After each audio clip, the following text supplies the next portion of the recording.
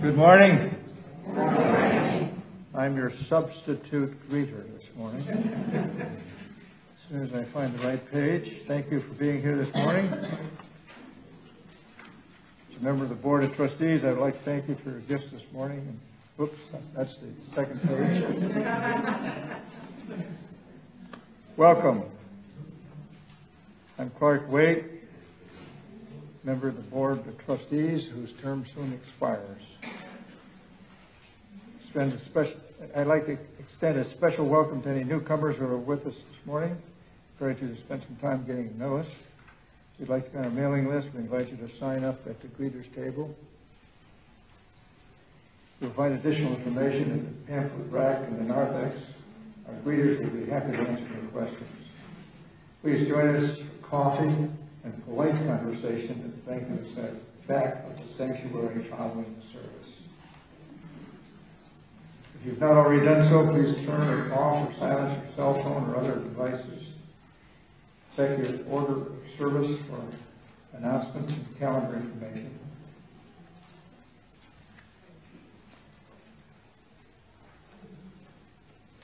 Whether you ran in here today on little feet or walked in briskly or ambled in or rolled in, you are welcome. Whatever flags of your heritage, you are welcome here. May you find new things to revere. Whatever your religious background or lack of religion, you are welcome here. May you find new things to discover. Whatever your political persuasion, whomever you have grown to love, you are welcome here in this religious community. May you find a connection. Good morning, everyone. Good morning. I'm Reverend George Buchanan. I'm one of the 4 ministers who've been serving this congregation in the past year.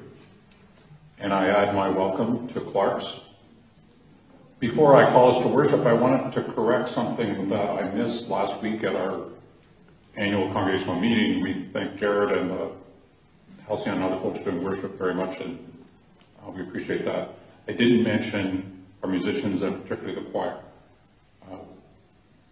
We've been in and out doing live worship, and many different things have changed, but for us ministers, every time there was live worship, there was a choir singing with life and spirit, and we just so deeply appreciated that.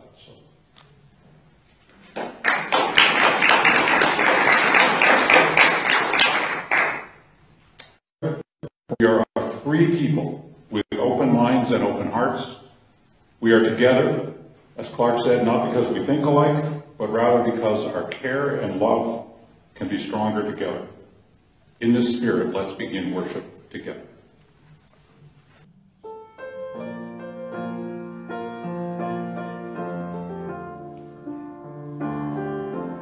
ask you to all rise in body or in spirit for hymn number 95.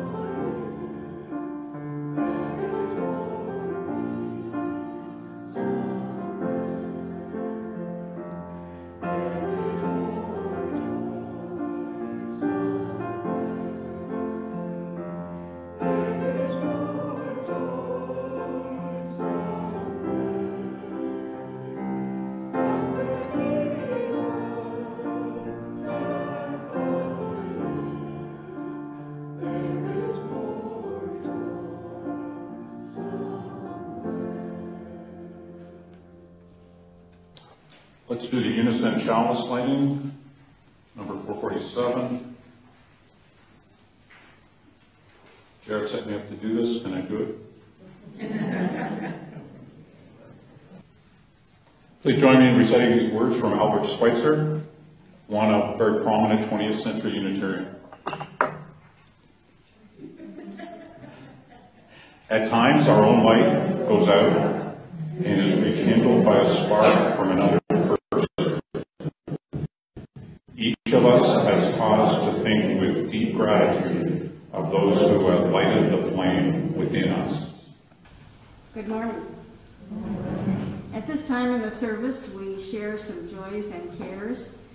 We have a book out in the narthex that sits on a pedestal. I looked at it just before the service started, and no one has written anything in it this morning, but I'm sure that we all have in our hearts some cares for people who are mourning today, mourning because of violence in our country that seems to be out of control. So hold those people in your heart. And if you picked up a stone when you came in at the head of the aisle there, hold it in your hand and imbue it with some of your concerns and with your joys for all those that are spoken and unspoken.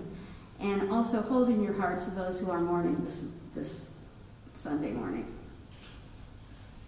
We'll have a period of silence, and then when the singing bowl rings, please join in placing a stone in this front bowl here. At the time that it gets very full, it will be taken back out into the landscaping, and all of your prayers for peace will be going out there with it.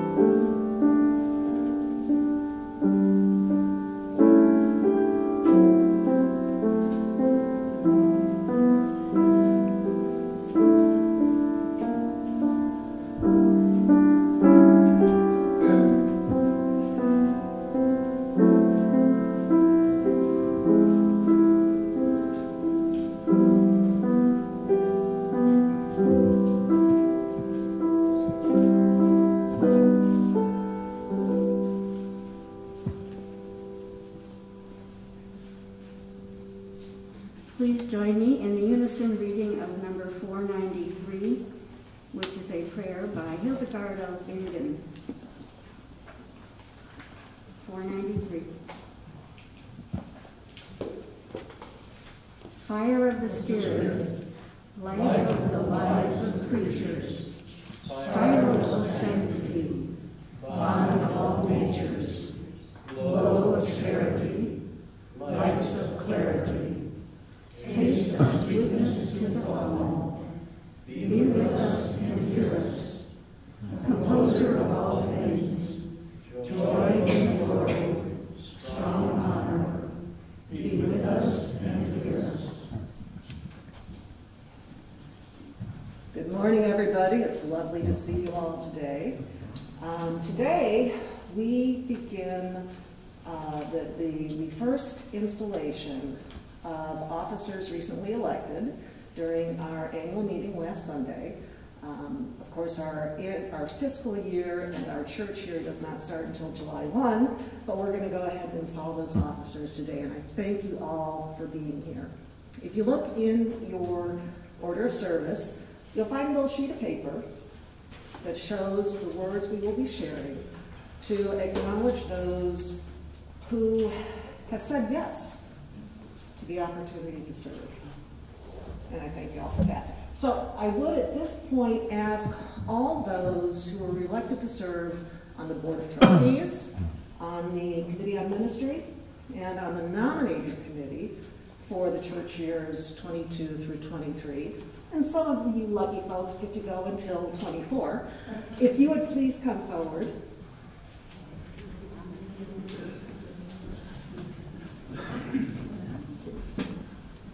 And if anyone needs an extra copy of what we're talking about today, let me know. Just raise your hand. Look at all these people. Oh my goodness.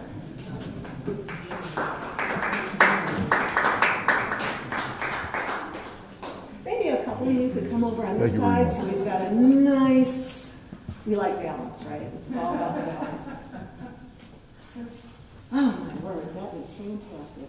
And obviously there are some folks who are not able to be here today, but they are of course included in these words we're about to read. Within the Unitarian Universalist Association, the responsibility of leadership lies with the members. Some leadership positions are held by those willing and able to do the work at their own will. Other positions require election by the membership at large. It is a meaningful and joyous occasion when a congregation joins together, as we do this morning, to recognize those who answer the call to serve.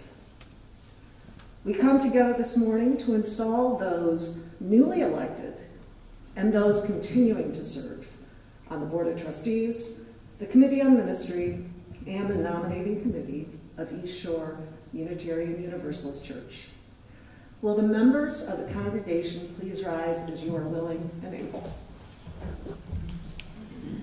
And join together with me in the portion that reads members. We, the members of East Shore Unitarian Universalist Church, hereby install you, the fellow members we have elected to leadership. We would have you bring to your positions your wisdom, your love of reason, and your commitment to love, revere, discover, and connect as a congregation. We pledge ourselves to journey with you and to support and encourage you in your work in unity, even when we don't agree. We ask that as you do your work on our behalf, you put the needs of the congregation before your own, as you speak in love the truth as you see it. And if the elected leaders will join with me? It is with joy and appreciation that I now accept the responsibilities of the leadership to which you have elected me. I will keep alive the meanings of this service so that my work will be enriched by the spirit of the trust you have placed in me. It is with understanding and faith that I pledge myself to journey with you, and as I do my work on your behalf, to put the needs of the congregation before my own, and to speak the truth as I see it. And everyone, please join. We celebrate your presence now as our elected leaders. Thank you all for your service. May it be so.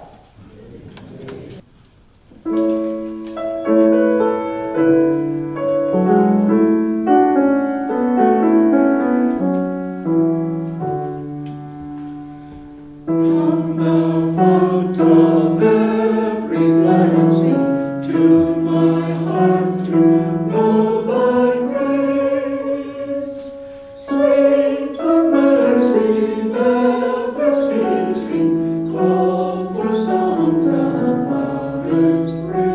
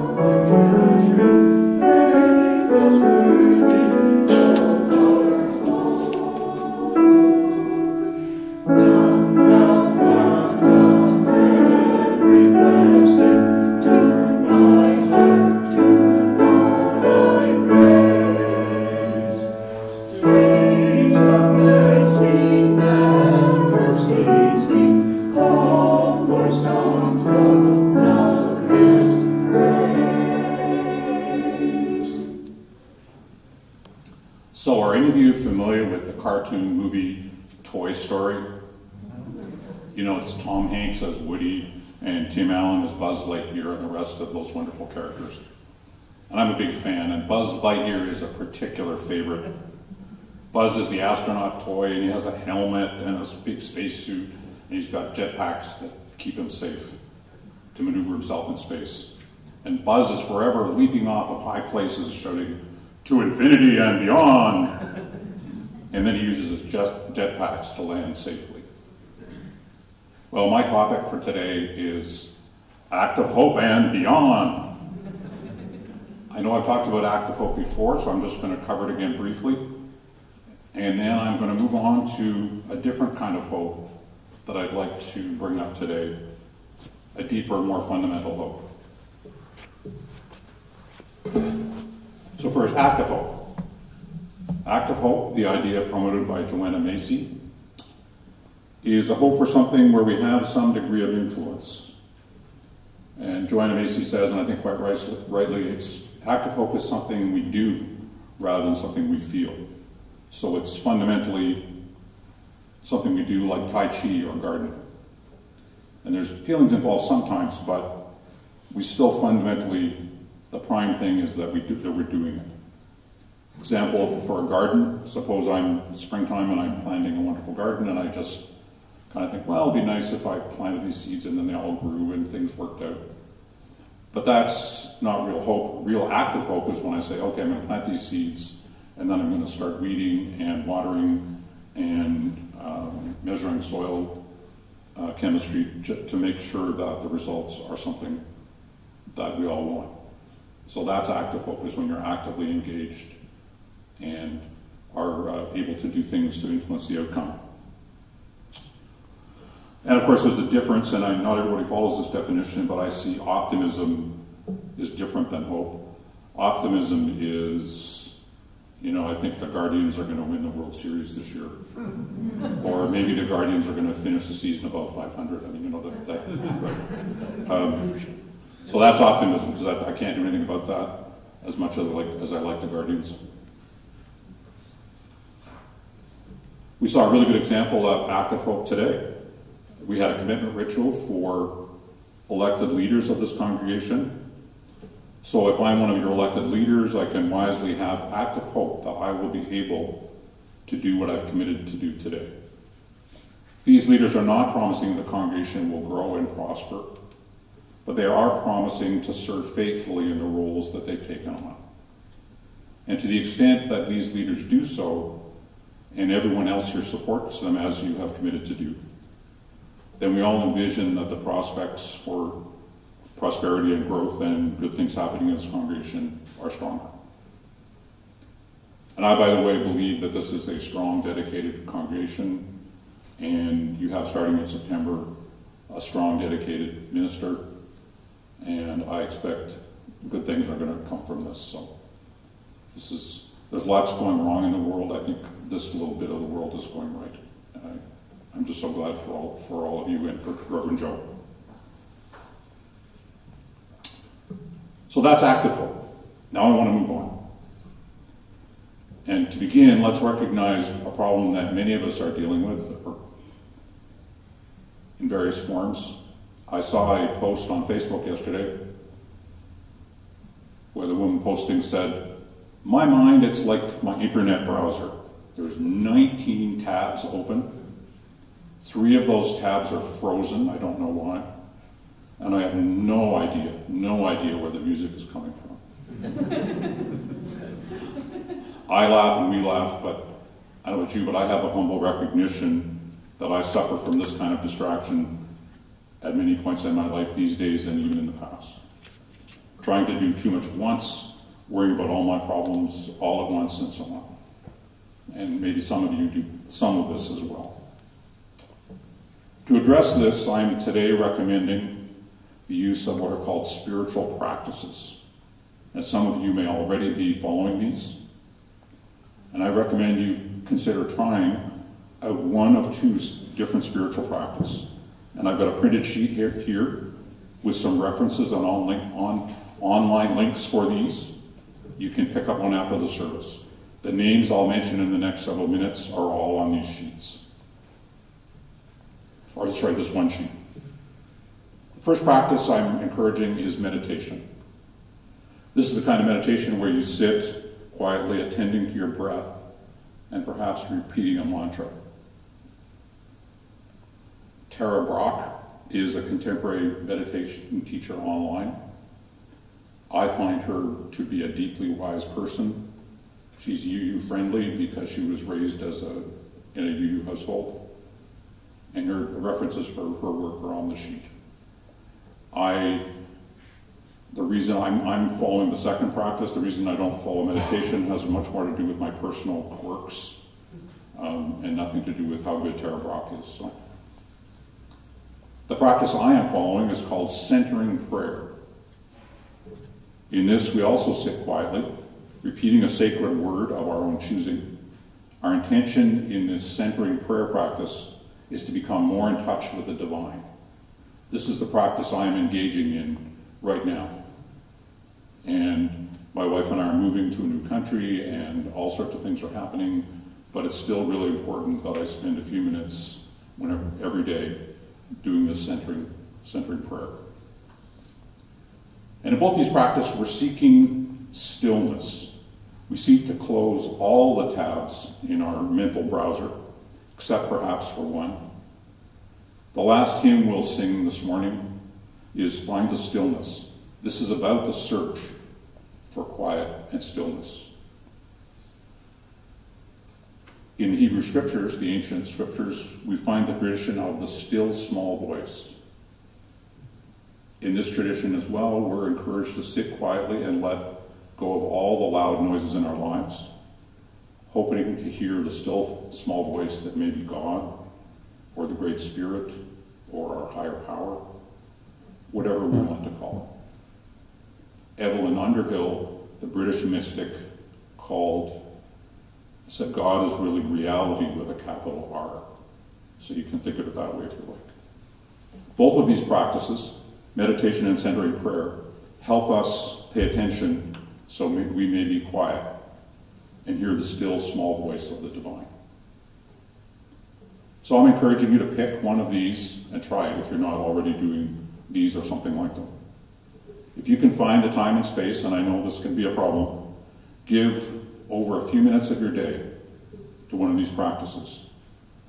Do this for a few weeks, see what happens. If you start to feel really uncomfortable, I suggest you stop. And then when your new minister, Joe Donatone, gets here in September, talk to him about this. And if you're watching Reverend Joe, you can hear me just passing the buck across the table. Seriously, your spiritual practices are something that it's always good to talk to a minister about. And if you want to be a little bit careful, because if you're someone who's deeply depressed or anxious or in intensive psychotherapy, you might want to check with a professional before you engage in this. But for most of us, I think that these are good things to do. I want to talk about I mentioned the second kind of hope. Christian mystic Cynthia Bourgeau wrote a book with this in the title. She calls it Mystical Hope. And this is the hope that we will not get all the way to a deep relationship with the divine, but closer. And it's a progression. So we can, I say, have active hope in the sense we can actively commit to doing the practice every day. So I've committed to doing centering prayer for a certain number of minutes every day. And we can have mystical hope that the divine will actually become more present in our lives. And this is one we don't control. We can, as you all know, we can be ready for this. We can wait for it. But it's not part of the problem. It's not something that we can actively hope for in the sense that we can have mystical hope. And one of the problems I sense with all these practices is that they tend to oversell the outcome. So they will describe the practice and say, you're going to experience God immediately, directly, or you're going to get Buddhists are going to get enlightenment, or my own experience and the experience of people I've read and talked to says, no. it's gradual. The folks who have really deep transformative experiences in this right away are rare. So what I'm encouraging is that you do the practice and wait for those gentle changes that come. And once in a while it will actually be a voice, but for most of us, it's just a change in feeling where all of a sudden you realize the person that you were a little bit hurt with yesterday might deserve an apology, or the kind of work that you've been doing for the last 6 months really isn't suiting you and you might need to change it or fine-tune it a little bit. These are the kinds of things that come as the divine voice. Once in a while, to some of us, they are words, but most of the time it's changes in feelings like that.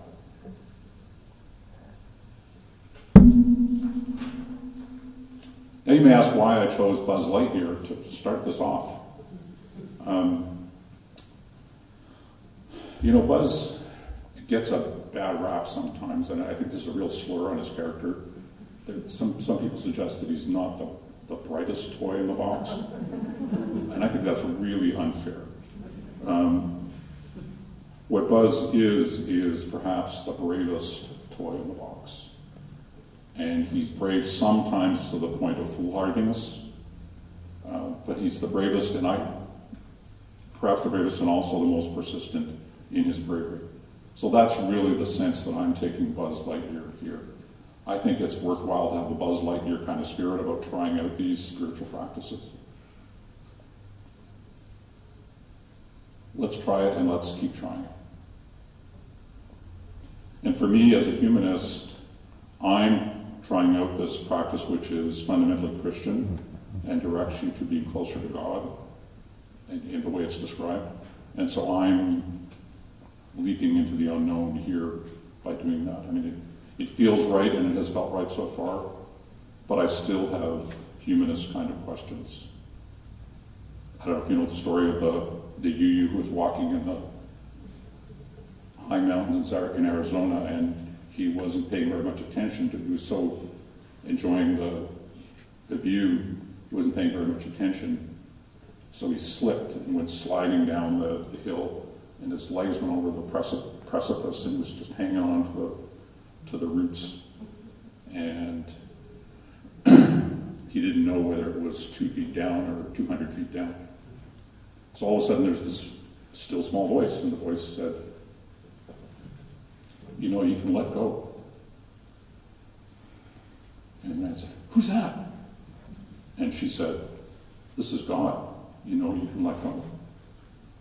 And he said, "You're a woman." And she said, "Yes, and you can let go."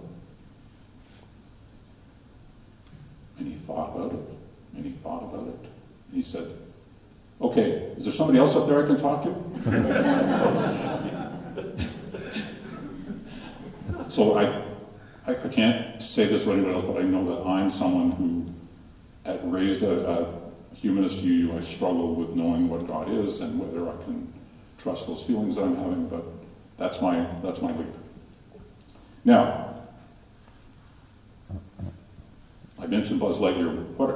As we make these leaps, what are our jetpacks? What are our safety machines? And I think there's two. First of all, we know that we wouldn't undertake this unless we felt like it could be done. So we would ask for professional advice if we were emotionally fragile at a given time. And more fundamentally, the other jetpack, and this is that we are made for this. Human beings are made to take a little bit of time regularly and just sit and let our thoughts and feelings settle. Cynthia Bourgeau, who wrote the Mystical Courage, or Mystical Hope book, says that this is a process of our heads, which often are floating free, and particularly for us UUs, we're often in our heads. Let our heads drop down into our hearts. That's really important. So I go back to my point, we are made for this, and with occasional limitations and hesitations, this is fundamentally sound. So just as we are made to be able to sleep every day, to be able to get some food every day, to be able to have some social conversation or social life as well as every day. We are also made to have that time of private sitting. French philosopher Blaise Pascal said, many of our human problems are tied to the fact that we don't allow ourselves to sit alone in a room quietly. And he knew that 300 years ago. And the folks who wrote the Hebrew Scriptures knew it 3,000 years ago. Now we do know that there are times, and I mentioned this already, when life has knocked us down flat. And we don't have the time or energy or space for such a practice. Most of us have been there at various times, and I've been there. Perhaps some of you are feeling this way today. And we understand and we remember that this congregation, we value it in part because it's a place we can come and be here when we have been so knocked down. And we will be appreciated and cared for. And this is the place that encourages us to get back on our feet, and when we're ready, maybe try one of these practices. So in conclusion, I would say, may this congregation always be a place of warm hearts for when we need that comfort, and always be a place also of adventurous hearts who are willing to engage in those new practices, in that search for truth and meaning. It's my hope that, I hope and pray this congregation will always be that way. May it be so. We set aside a time in each Sunday morning to collect your gifts in support of this congregation and all its works in the community. The bowl will pass amongst you for this, and while it's doing that, we'll sing together hymn number 123, Spirit of Life.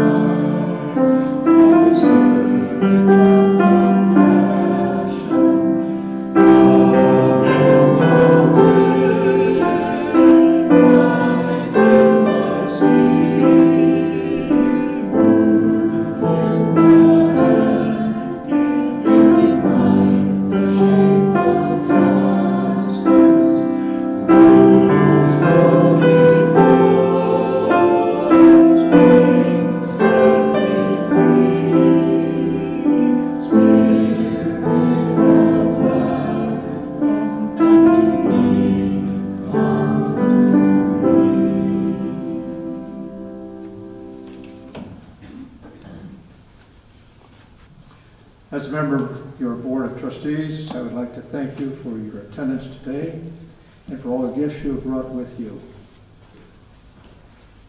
The gift of your presence, the gift of care you give to each other, and the gift of the financial resources that you share with all of us. Please know that these financial resources are used with diligence and care by your Finance Committee and your Board to help sustain this caring community.